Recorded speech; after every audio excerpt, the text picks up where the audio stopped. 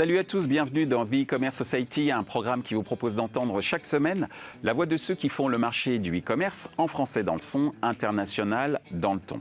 Une émission soutenue par Ewin avec pour partenaire média e-commercemag.fr. Ce contenu est accessible également en podcast sur les principales plateformes d'écoute. Cette semaine, notre thème est le suivant. Le Product Content, la clé du succès pour l'e-commerce ? Le Product Content consiste à optimiser l'information produit pour la rendre plus informative et attractive, et ce, dans le but d'accroître l'engagement des consommateurs. Aujourd'hui, les experts estiment que près de 80% des décisions d'achat en ligne sont basées par exemple sur la qualité des photos de produits. Quels sont les éléments nécessaires pour créer du Product Content ? Quels sont les indicateurs clés de performance à suivre pour mesurer l'efficacité du Product Content ? Quel est l'avenir du Product Content ? Pour en discuter, Daniel Beau de Caliquanti, Clément Grandjean de Humanoid, Jérôme Perrani de Altis Media, Nicolas Noche de Ewin. Bonjour à tous, bienvenue dans The E-Commerce Society. Aujourd'hui, on va parler d'un sujet qui est un peu confidentiel, en tout cas de mon point de vue. Peut-être que mes interlocuteurs ne seront pas d'accord avec ce point de vue. On va parler de Product Content. On parle beaucoup de Brand Content dans le milieu publicitaire, mais moins de Product Content. Et il s'avère que ce concept de Product Content pourrait être la clé du succès pour l'e-commerce. Alors, première question pour vous, messieurs, et pour toi en premier lieu, Daniel. Ensuite, ce sera au tour de Jérôme, de Nicolas et de Clément de répondre. Mais Daniel, est-ce que tu peux, en tant que spécialiste du brand content, nous expliquer ce qu'est le product content ? Alors, le product content, c'est du contenu informatif et pragmatique qui donne le pourquoi du comment du produit. Donc concrètement, ça va être la fiche produit, ça va être le mode d'emploi, mais ça va être tout ce qui est communication produit en général. Et pour le resituer par rapport au brand content, dans le brand content, on a 3 catégories de contenu. On a le hero content, ce sont les contenus un peu spectaculaires. On a le hub content, qui est les contenus information générale sur des centres d'intérêt. Et on a le help content, qui est là pour répondre à des questions. Et le product content, c'est du help content. Merci Daniel. Jérôme, est-ce que toi, tu peux nous donner ta vision de ce qu'est le product content ? Alors nous, notre vision du product content, c'est l'ensemble des contenus qui vont être consultés par les internautes tout au long de leur process d'achat. Donc ça peut aller du plus bas dans le tunnel à des codes promo. Donc nous, on a une petite activité de code promo avec 2000 e-commerçants. Donc là, on va trouver vraiment du code promo qui a un contenu en lui-même. Et puis, on distingue plus haut dans le tunnel tout ce qui est tableau de comparaison de produits. Donc là, on a lancé sur BFM un comparateur de produits où on peut trouver les meilleures alarmes à acheter en 2020 avec les dernières technologies à la mode sur ce type de produit. Et puis, on va avoir... très en phase avec ce que vient de dire Daniel, tout ce qui est description de produits, lancement d'offres, vie des marques, vie des produits, nouvelle gamme, promotion spécifique. On est bientôt dans les soldes d'été, par exemple. Donc toute cette activité commerciale génère sa propre actualité et donc des contenus, et on en produit, nous, au sein de BFM TV, sur l'univers du digital. Merci Jérôme. Nicolas, chez Ewin, quelle est ta vision comment on pourrait définir le product content ? Pas mieux que ce que vient de dire Daniel. Mais complémentaire. Complémentaire, effectivement. Donc nous, c'est toute l'activité qui va consister à aller trouver des éditeurs de contenu qui vont chercher à monétiser leur audience sous la forme en fait de contenu produit. Alors ça peut être effectivement sous forme de guide d'achat, de tests, mais ça peut être aussi des posts sur Facebook qui vont traiter du produit. Ça peut être des vidéos YouTube qui vont faire de l'unboxing et qui vont commencer à parler du produit ou des caractéristiques techniques de celui-ci. Et l'objectif pour nous, c'est de pouvoir associer des marques avec ces contenus pour pouvoir générer des ventes.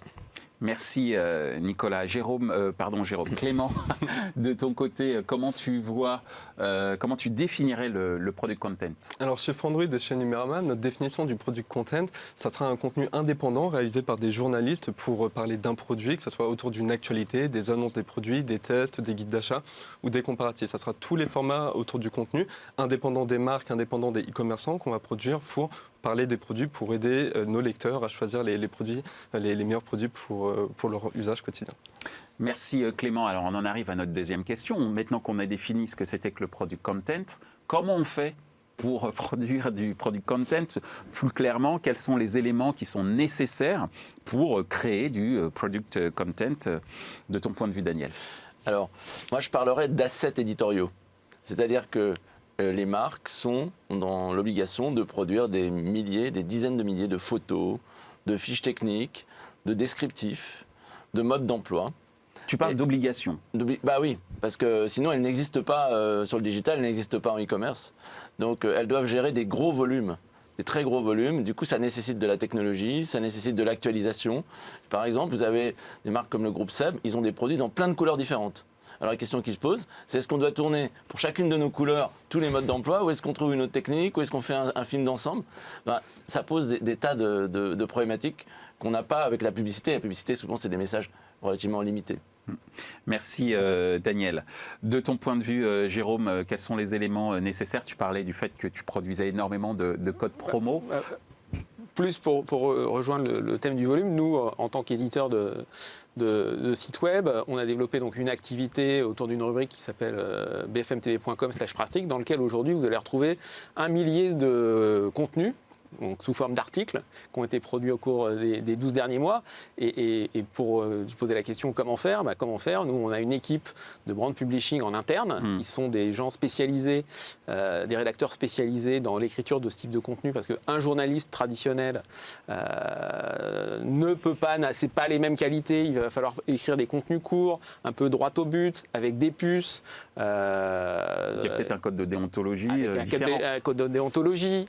Et pour la réussite du dispositif, il faut à la fois une grande réactivité de la part de l'e-commerçant et de ses agences pour qu'on ait les bonnes informations au bon moment, pour qu'on rentre dans le bon tempo vis-à-vis des consommateurs. Et puis le troisième nerf de la guerre, pour faire des ventes, il faut du trafic. Et donc là, il faut des experts marketing digital pour générer du trafic, avoir une bonne écriture pour le SEO, et puis activer des leviers, soit organiques, soit payants, pour maximiser le trafic sur les articles. Le contenu ne suffit pas, il faut l'organisation qui va avec. Dans l'intérieur du contenu, on peut trouver des bonnes recettes pour maximiser les taux de clics et ensuite renvoyer l'internaute qui est en train de lire le contenu vers la boutique du marchand. Merci Jérôme. Nicolas, Oui. à l'instant, Daniel a évoqué la notion d'avoir aussi, enfin à l'instant juste avant, Daniel a évoqué le fait d'avoir une technologie. Et justement, chez Win, vous avez une technologie qui visiblement aide à créer du product content. Quels sont, de ton point de vue, les éléments nécessaires pour créer du product content, après les éléments organisationnels qu'a également évoqué Jérôme juste avant? Alors, d'un point de vue technique, dans le cadre de la relation, la collaboration qu'on peut avoir, nous, avec les éditeurs comme BFM RMC ou FR Android Numérama, typiquement, on agit comme un tiers de confiance. Donc, on va mettre en relation, en fait, les marques qui souhaitent s'adosser sur ce type de dispositif avec des éditeurs qui ont des capacités éditoriales, qui ont du trafic, de l'audience qualifiée, susceptible de pouvoir être intéressés par les produits de la marque pour pouvoir ensuite aller se transformer. Donc bien évidemment, nous, notre rôle au milieu, ça va être de pouvoir retracer, de pouvoir mesurer l'ensemble des interactions qui sont faites depuis les sites éditeurs, et de pouvoir tracer le chemin de l'internaute jusqu'à la vente finale sur le site la boutique du marchand. Voilà. Et sur la base de cette transformation, on va mettre en place des systèmes de rémunération pour pouvoir rémunérer les éditeurs. Donc, juste pour revenir sur la définition de Jérôme, en complément, juste un petit complément, c'est qu'il y a évidemment, nous, ce qui va nous intéresser, ce qui va intéresser les marchands avec lesquels on travaille, c'est toute la dimension technique du produit, mais c'est également toute la dimension de l'offre. C'est-à-dire qu'il va y avoir aussi des problématiques de disponibilité des stocks, donc peut-être communiquer sur le fait qu'on a une offre limitée, donc soit en volume, mais ça peut être aussi une offre limitée dans le temps. Ça peut être une promo qui va durer 3 jours pour les French Days ou le Black Friday, etc. Donc le maximum de contenu à la fois technique et à la fois, j'allais dire, promotionnel est clé pour nous, dans une perspective de performance. Donc moi, ce que je retiens sur ce qui vient d'être dit, et on aura juste après, Clément, ton avis, c'est qu'il y a une sorte de triptyque qui serait l'organisation opérationnelle, bon, l'offre bien entendu, bien sûr, et également, toute l'organisation technologique, ou en tout cas les outils technologiques pour pouvoir mettre tout ça un petit peu en musique. Alors justement, Clément, de ton point de vue, tu évoquais, comme l'a évoqué d'ailleurs Jérôme avant, c'est à travers la notion de brand publisher. Brand publishing. Donc c'est un petit peu ce que tu fais, ce que vous faites chez Humanoid. Quels sont pour toi les éléments nécessaires pour créer du product content sur des produits très techniques? C'est ça. Nous, aujourd'hui, sur Frandroid et sur Numérama, on va avoir une équipe de 15 journalistes qui sont vraiment experts dans les nouvelles technologies. C'est-à-dire c'est des geeks qui connaissent parfaitement les produits, qui peuvent dire sans aucun doute je peux recommander ce produit-là à la place de ce produit-là. Ils vont être chacun expert dans un domaine en particulier. C'est-à-dire que quelqu'un qui va écrire sur des smartphones ne va pas écrire sur des télévisions, ne va pas écrire sur d'autres milieux. Et c'est vraiment ce qu'on a envie de proposer à notre audience, c'est-à-dire des contenus qui sont vraiment réalisés par des experts pour vraiment les aider à choisir leurs produits en toute indépendance. Et on a également des rédacteurs, comme le disait Nicolas, qui vont être en charge de réaliser des bons plans, c'est-à-dire de repérer sur Internet des offres en fait, qu'ils vont apprécier, c'est-à-dire des bons produits au meilleur prix. Et c'est des offres qu'on va partager à notre audience en leur expliquant pourquoi c'est une bonne offre, pourquoi cette offre est intéressante et réaliser des conversions là-dessus. Mais ils n'ont vraiment aucune information avec quels sont nos partenaires commerciaux avec qui on travaille. Eux, leur objectif, c'est à la fois de produire des tests, des guides d'achat, des contenus autour des produits de qualité, mais aussi du coup des bons plans qu'ils apprécient personnellement, des produits qu'ils pourraient acheter eux-mêmes. Alors justement, tu viens de citer à l'instant, Clément, un mot-clé, c'est le mot conversion. Oui. D'où ma troisième question. Selon vous, quels sont les indicateurs clés de performance du product content? Daniel? Le rôle du product content, c'est d'accompagner le futur acheteur dans sa délibération. Dans sa délibération, j'aime beaucoup l'image. Oui. Donc, il faut lui donner les informations utiles. Par exemple, si tu achètes un fer à repasser, c'est important de connaître le poids. Ça fait mal au dos de faire des heures de repassage. Heureusement, je n'en fais qu'une fois le jour J, moi. Mais enfin bref, on ne va pas parler de mon organisation personnelle. Donc ça, c'est des infos. Et puis aussi permettre de se projeter. Se projeter, c'est-à-dire imaginer le produit. Si tu regardes par exemple toute la communication produit de Apple Watch, on a l'impression qu'on porte le produit avec son poignet. Enfin, on a les sensations du produit, même si on ne l'a pas touché. D'accord. Donc c'est mettre un peu d'émotionnel aussi... Du sensoriel, de l'expérientiel. Ouais, de l'expérientiel, c'est le bon mot, Puisque aujourd'hui, par exemple, si tu vas chez Decathlon, tu ne peux pas monter sur le vélo d'appartement. Tu n'as pas le droit de monter dessus. Donc il va falloir, par le contenu, te permettre d'imaginer tout ce que ça va t'apporter. Mais ma question, c'est quand même comment tu mesures? C'est quoi l'indicateur de performance? Le fait effectivement que tu t'adaptes à l'expérience, je l'entends, mais comment tu mesures que le product content a atteint son objectif? C'est un des endroits où la mesure est la plus évidente. D'accord. Parce que si tu consultes une fiche produit et que tu commandes derrière, tu sais tout de suite ce qui s'est passé. Donc c'est la conversion. Et la conversion donc est la meilleure mesure. Et franchement, il y a des énormes progrès à faire. Je connais pas mal de distributeurs qui ont multiplié par plusieurs coefficients la vente de leurs produits en améliorant leur fiche produit. En améliorant leur fiche produit et faisant en sorte que cette fiche produit, autant que faire se peut, fasse vivre une expérience. Ou en tout cas se projette le futur consommateur dans une expérience. Merci Daniel. De ton point de vue, Jérôme, c'est quoi les indicateurs clés de performance? Surtout que toi, comme tu l'as évoqué tout à l'heure, tu travailles beaucoup sur des codes promo. Alors moi, je vais distinguer deux types de contenus. Les contenus vraiment chauds, comme on l'a évoqué, très professionnels, très dans le tempo du consommateur. Là, évidemment, c'est la quantité de vente et puis, in fine, le coût à la vente qui sera regardé. Il n'empêche que les visiteurs qui sont amenés sur les dispositifs des e-commerçants, peut-être ils ne vont pas acheter tout de suite, ils achèteront demain. Donc il y aura aussi un sujet d'attribution dans cette optique-là. Et puis sur les contenus plus tièdes qui vont vivre, nous on a fait des dispositifs, on a fait un dispositif l'an dernier avec KitchenAid sur plusieurs mois, où là on générait du trafic de manière régulière et on était là plus pour accompagner la prise de connaissance sur les gammes de produits de KitchenAid.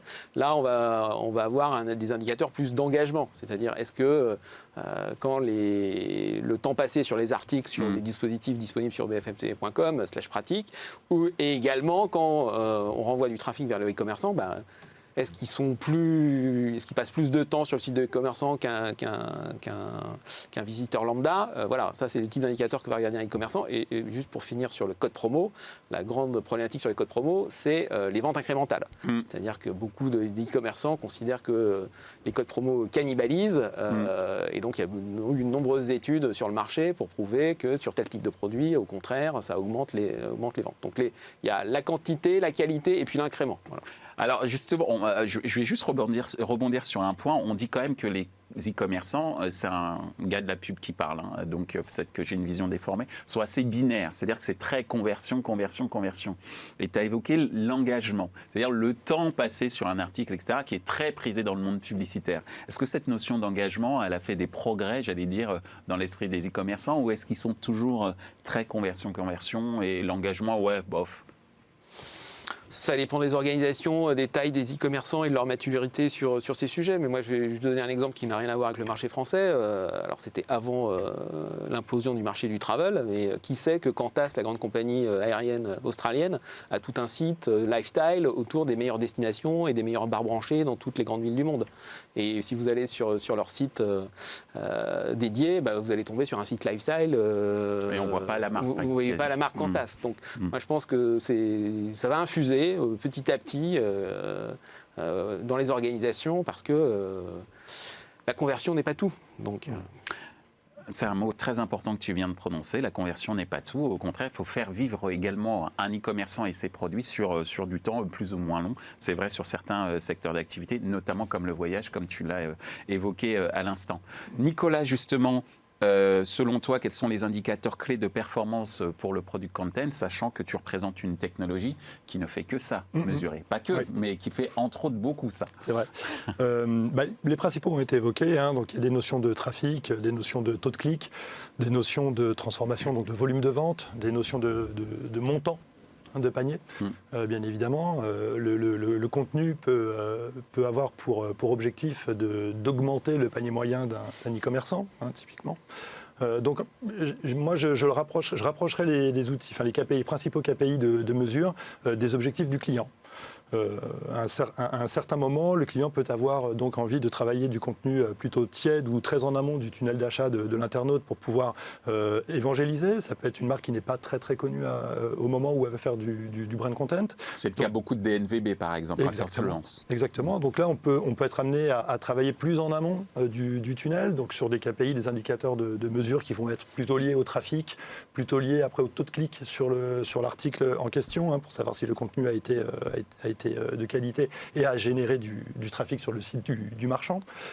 Et puis après, on peut être avec évidemment des e-commerçants matures qui veulent vraiment utiliser la puissance du levier et de l'édito et de la recommandation quelque part. Parce que là, on est vraiment dans du marketing de recommandation au travers du produit pour faire levier sur leur chiffre, la génération de chiffre d'affaires. Voilà. Merci Nicolas. Clément, selon toi, quels sont les indicateurs clés de performance du product content? On a évoqué la conversion, mais l'engagement également. Et quand on est journaliste, l'engagement est quand même un élément important. Bien sûr, bien sûr. Justement, on va avoir deux facettes qui vont nous permettre de mesurer les performances de façon très différente. La première, ça va être chez nous, en fait, en tant que média, on va mesurer notre audience, mesurer le temps passé par page, le volume de clics sortants qu'on produit via un article, ce qui nous permet de mesurer la qualité de nos contenus. C'est un de nos contenus élus. Si beaucoup de temps est passé sur la page, ça veut dire que le lecteur était intéressé par le contenu, voulait vraiment en savoir plus, était intéressé par notre contenu. Et après, par la suite, avec des solutions comme Awin, on va pouvoir mesurer la transformation qu'on a réalisée, le volume de clics sortants plus précis, et les paniers moyens. Et tous ces indices-là vont nous permettre de voir si le contenu qu'on a proposé à l'origine est d'assez bonne qualité pour qu'il aide à transformer nos lecteurs. Et ça nous permet vraiment de l'améliorer sur le long terme. Merci Clément. Eh bien, on est assez efficace et je vous remercie dans vos réponses. Vous êtes très précis, très efficace, parce qu'on en arrive déjà à notre dernière question, qui est la suivante. Selon vous, quel est l'avenir du product content? Daniel. Alors, moi, j'insisterai sur la professionnalisation du product content, et notamment par rapport aux Asiatiques. Quand on va sur Taobao, pour une simple culotte de laine, on a jusqu'à 54 photos qui montrent le produit sous toutes les coutures. Chez Decathlon, il y a 14 000 fiches produits, certaines fiches produits comme le kayak gonflable, il y a 6 vidéos. Donc, il y a un travail d'illustration à faire, de valorisation. Et nous, chez Calicanti, on a pris 2 initiatives pour éclairer la profession. La première, ça a été de lancer un blog qui s'appelle productcontent.fr. Et la deuxième, c'était de s'associer à un événement qui va s'appeler le Trophée Product Content, qui vise à mettre en valeur les meilleures créations de contenus éditoriaux sur les produits. Merci Daniel. Effectivement, après le brand content, donc le product content, tu y crois? Ah, bien sûr. Alors merci Daniel. Jérôme, ton avis sur l'avenir du product content? On parlait de professionnalisation et de l'Asie. Tout à fait le terme de professionnalisation, puisque on n'aurait pas pu avoir ce type d'émission, enfin en tout cas sur ce sujet, il y a encore 3 ans. Voilà, donc c'est nouveau, ça se professionnalise. Du côté des médias, on n'est pas le seul média chez BFM à être des médias généralistes qui adressent son sujet. Et moi, je voudrais juste mettre l'accent sur l'expérience. Daniel avait évoqué la partie expérience. Je pense que des nouveaux territoires vont s'ouvrir. Des nouvelles plateformes type TikTok peuvent donner des nouvelles expériences. Et sur la vidéo, je pense que sur le toucher, Daniel mentionnait, on ne peut plus monter sur le vélo Décathlon. Peut-être qu'on peut imaginer des bonnes vieilles démos de produits sur Zoom. Demain. Et le QR code. Voilà, le QR code va être un activateur de contenu lié au produit. Des nouvelles formes de démonstration produit. C'est une sorte de retour en force du téléachat, d'une certaine manière. Téléachat 2 si ou 3 ou 4.0, peu importe. Mais un petit peu plus en profondeur en termes d'expérience, si je revote d'expérience notamment. Mais peut-être que je me trompe. Mais il suffit d'aller au BHV, voir les démonstrateurs de produits pour savoir qu'une démo fait la vente. Donc, exactement, ou aller à la foire de Paris. Voilà, ou la foire de Paris. Donc, en tout cas, voilà, je pense que les nouvelles plateformes livrent des nouvelles expériences et que ce sera un nouveau territoire, peut-être pas demain, mais en tout cas après-demain. Les nouveaux formats sont là. Merci Jérôme. Nicolas, ton avis sur l'avenir du product content? Chez nous, c'est une catégorie, c'est la catégorie qui a connu la plus forte croissance entre 2019 et cette année. Sur le premier semestre 2019, premier semestre 2020, on est sur plus 60% de croissance sur cette typologie d'éditeurs qui produisent du contenu pour les marques. C'est la plus forte croissance parmi tous les éditeurs avec lesquels on travaille. Ça représente plus de 30 millions, ça a représenté 30 millions d'euros de chiffre d'affaires pour les marques l'année dernière. Donc on parle de chiffres assez importants. Donc on sent aujourd'hui chez Awin qu'on a de plus en plus de médias, donc d'éditeurs médias qui possèdent des fortes audiences, qui commencent à réfléchir à de nouvelles méthodes pour intégrer du contenu et le lier en fait à de la vente, pour générer des ventes. C'est pour ça que je parlais de téléshopping aussi. Ouais. C'était pas simplement dans la démonstration, mais la volonté des médias d'appréhender le produit content sur le digital pour offrir de nouvelles expériences à leurs lecteurs et d'opportunités pour leur business. On a l'exemple aux États-Unis du New York Times qui a racheté en 2016 Wirecutter, qui est un guide d'achat. Donc on commence à avoir des espèces de fusions, en tout cas des convergences d'intérêts entre des gros médias qui ont de larges audiences, qu'ils connaissent très bien. Ils savent exactement comment leur parler. Et de l'autre côté, le e-commerce. Puisque le canal Internet est aujourd'hui plébiscité par les users, les internautes, pour acheter. C'est un canal promotionnel avant tout. Donc aujourd'hui, on a une convergence entre ces masses médias, on va dire, qui traditionnellement commercialisaient sur des méthodes qui n'étaient pas des méthodes à la performance, qui étaient plutôt sur des logiques d'engagement, de publicité display au CPM, etc. Bon, on a vu là ces dernières années que c'est quand même de plus en plus difficile. Donc ils cherchent des relais de croissance, des nouvelles méthodes de monétisation de leur audience, et c'est assez naturellement que là, depuis un an et demi, 2 ans, on a de plus en plus d'éditeurs de ce type qui viennent sur le marché du product content. Merci Nicolas. Clément, c'est pour toi le mot de la fin. Alors, quel est pour toi l'avenir du product content ? Alors pour moi, l'avenir du produit content, il est toujours autour du contenu de qualité, mais il peut être créé sur plusieurs façons. Le contenu écrit, on commence à avoir de nombreux éditeurs qui se placent dessus. Pour nous, le futur sera plutôt sur la vidéo, sur proposer des guides d'achat sur YouTube, sur Facebook, sur toutes les plateformes vidéo, réalisés par soit des influenceurs, soit des médias qui gardent leur indépendance. Et je vais dire, la deuxième évolution qui commence à arriver depuis quelques années, c'est d'avoir du contenu de médias directement présent chez les marchands. C'est-à-dire d'avoir des guides d'achat qui sont présents chez des grands marchands français, des guides d'achat qui sont réalisés par des externes avec le nom des médias pour montrer l'indépendance des contenus. Par exemple, du 01net qui fait de la promo des ordinateurs chez Cdiscount, si j'ai bien compris. C'est ça, ou exactement. des articles de chez Numérama, etc. donc, je comprends tout à fait. Donc l'avenir, c'est effectivement la vidéo, c'est effectivement l'opportunité pour un certain nombre de médias médias de pouvoir syndiquer entre guillemets, des contenus sur les sites marchands. Donc il y a une sorte de convergence entre le monde publicitaire et le monde du e-commerce. J'observe que beaucoup de publicités sur le digital sont des fiches produits animées.